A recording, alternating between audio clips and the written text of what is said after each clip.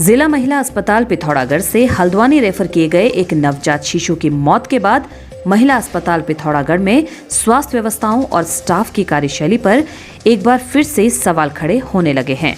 आपको बता दें, बीते शनिवार को डीडीहाट के लखती गांव निवासी एक मूक बधिर महिला ने जिला महिला अस्पताल पिथौरागढ़ में एक स्वस्थ बच्चे को जन्म दिया।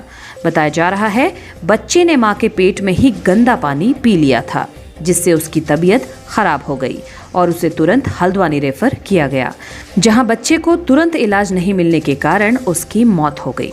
परिजनों ने हॉस्पिटल स्टाफ पर भारी लापरवाही और अभद्रता का आरोप लगाया है। वहीं पीएमएस डॉक्टर JS नबियाल का कहना है कि मामले की जांच की जाएगी।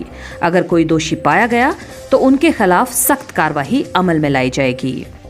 मेरी बेटी तनुजा विश्वकर्मा 8 जुलाई को परसों के लिए यहाँ लाए थे रात को, और 9 जुलाई को उसका बच्चा पैदा हुआ।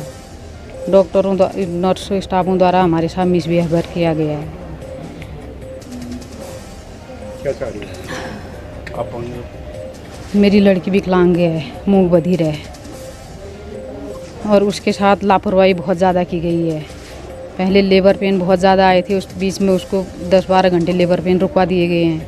पहले ऑपरेशन के लिए कहा गया, फिर उसके बाद नॉर्मल डिलीवरी के लिए कहा गया, फिर नॉर्मल डिलीवरी द्वारा बच्चा पैदा हुआ। बहुत देर तक बच्चा पेट में रुकने के कारण उसके अंदर गंदा पानी चला गया, उसके कारण उसको सांस लेने में दिक्कत आने लगी। फिर उसके बाद ये सुशीला तिवारी में उसको रेफर किया गया, वहाँ उसकी 10 जुलाई को डेथ हो गई। आपकी माँ क्या कहती है? मेरी माँ ये है कि जो लापरवाही हुई है और जो बदतमीजी हमारे साथ हुई है, उसके लिए सख्त से सख्त कार्रवाई चाहते हैं। मैंने कहा कि ये तो जांच का विषय है और दूसरे पक्ष का भी हम सुनेंगे, और अंदरूनी जो क्या क्या इलाज में उपचार किया गया है, कोई गलती हुई या नहीं हुई, वो जांच के बाद ही पता चलेगा। और जांच के बाद कोई दोषी पाया जाता है तो उस पर सख्त कार्रवाई की जाएगी। उत्तराखंड को नशा मुक्त बनाने का संकल्प लेकर जनपद पिथौरागढ़ के कुछ युवा कल से पिथौरागढ़ से केदारनाथ तक साइकिल यात्रा निकाल रहे हैं। उन्होंने बताया कि जिस तरह युवा आज नशे के दलदल में फंसते जा रहे हैं, इससे वो बहुत आहत हैं। वह उत्तराखंड के हर युवा तक नशे से दूर रहने का संदेश पहुंचाना चाहते हैं। हमारा उद्देश्य ये है कि हमें उत्तराखंड को नशा मुक्त बनाना है। जैसे कि आजकल यूथ जो है वो नशे की तरफ ज़्यादा जा रहे हैं, तो हमें उन सबको मोटिवेट करना है कि नशा नहीं करना चाहिए। और जो उन बड़ों को देखकर, उन यूथ को देखकर छोटे छोटे बच्चे 8-9 साल के बच्चे वो भी नशा कर रहे हैं, तो हमें मतलब इस चीज़ को ख़त्म करना है। राज्य में 20 कमरों से ज्यादा वाले होटलों के लिए सीवरेज ट्रीटमेंट प्लांट लगाने की अनिवार्यता का पिथौरागढ़ होटल एसोसिएशन के अध्यक्ष राजेंद्र भट्ट ने विरोध किया है। सरकार द्वारा एक नया निर्णय लिया गया है कि जितने होटलियर्स हैं 20 कमरे से ज़्यादा जिनके पास हैं, उनको सीवेज का व्यवस्था खुद करनी पड़ेगी। जिस सीवेज लाइन को बनाने में कम से कम 20 लाख का खर्चा आ रहा है। हम सरकार से निवेदन करते हैं कि वो इस समय निर्णय को अपना वापस ले। अगर यह शीघ्र निर्णय ये वापस नहीं लिया गया तो हमें मजबूर होकर आंदोलन करना पड़ेगा। कुमाऊं कमिश्नर दीपक रावत 4 दिवसीय दौरे पर पिथौरागढ़ पहुंचे। इस मौके पर उन्होंने थरकोट झील का निरीक्षण किया। इस दौरान उन्होंने कार्यदायी सिंचाई विभाग को झील निर्माण का कार्य शीघ्र पूरा करने का प्लान 3 दिन के भीतर प्रस्तुत करने के निर्देश दिए। आज डीडीहाट में कांग्रेस कार्यकर्ताओं ने रसोई गैस सिलेंडर में बढ़ती कीमतों के खिलाफ केंद्र सरकार का पुतला दहन किया। थल मुंशियारी मोटर मार्ग में द्वालीगाड़ पुल ध्वस्त होने के बाद छात्र छात्राओं को अब जान जोखिम में डालकर स्कूल पहुंचना पड़ रहा है। प्रख्यात मर्म चिकित्सा विशेषज्ञ और उत्तराखंड आयुर्वेदिक विश्वविद्यालय के कुलपति डॉक्टर सुनील कुमार जोशी के खिलाफ हो रहे कथित भ्रष्टाचार के खिलाफ पहाड़ी महासभा खुलकर सामने आ गई है।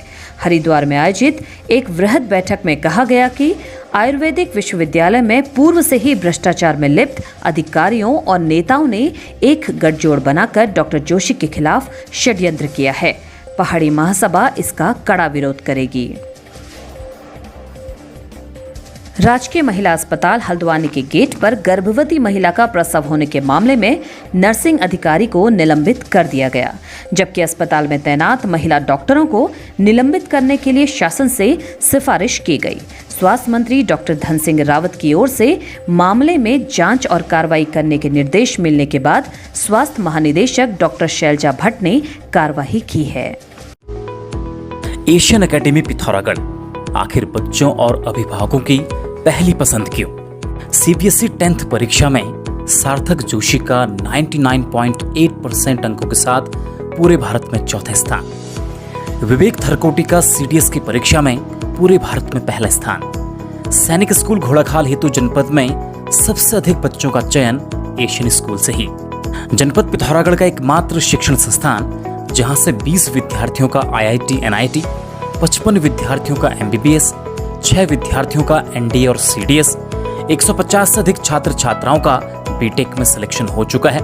साथ ही 11 स्टूडेंट्स का अंतर्राष्ट्रीय और 50 से अधिक छात्र छात्राओं का राष्ट्रीय खेलों में सिलेक्शन हो चुका है। स्कूल की विशेषताएं: अच्छे स्वास्थ्य एवं स्वस्थ मस्तिष्क हेतु योग एवं ध्यान कक्षाओं का संचालन, छात्र छात्राओं हेतु एनवाईपी और एनसीसी उपलब्ध, आधुनिक पुस्तकालय की सुविधा, पूर्ण रूप से कार्यात्मक विज्ञान एवं computer labs, audio video digital और स्मार्ट क्लासेस, आधुनिक और पारंपरिक शिक्षा का मिश्रित रूप ताकि बच्चे अपनी संस्कृति की जड़ों से जुड़े रहें, छात्र छात्राओं के बेहतर और सुरक्षित भविष्य के लिए करियर काउंसलिंग की कक्षाएं, पूर्ण आध्यात्मिक और वैज्ञानिक पद्धति की पढ़ाई, विज्ञान के साथ साथ अपने सनातन को भी समझने का मौका, देश भर से योग के समर्पित और हाईली क्वालिफाइड टीचिंग स्टाफ, श्रेष्ठ परिवहन की सुविधा।